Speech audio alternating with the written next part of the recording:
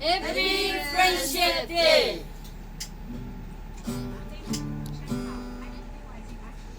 Dengan bolitannya lên itu kadang như bậc kỳ lai sa chẳng may ăn Malaysia yang mong ông sa chẳng itu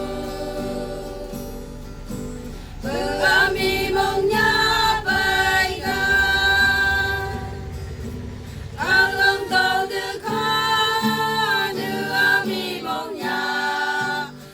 jika sangka Malaysia chẳng yang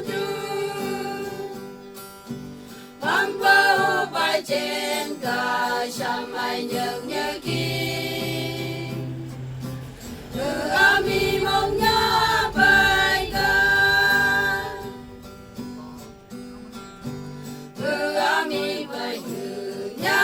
terbaik daima Syadan abainya kena nomi syadu Jisun hahang mai bayang yulam song kami maunya baikkan kalau kau dekat kami maunya jika sangka Malaysia chẳng yang tu Bamboo bay trên cờ sao mai nhớ kia kami maunya baikkan Ang bongi mong hala thức petang kami maunya tengai amunan tu kami maunya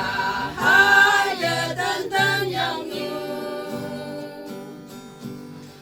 kami maunya baikkan kalau kau dekat kami maunya jika sangka Malaysia chẳng yang tu Bamboo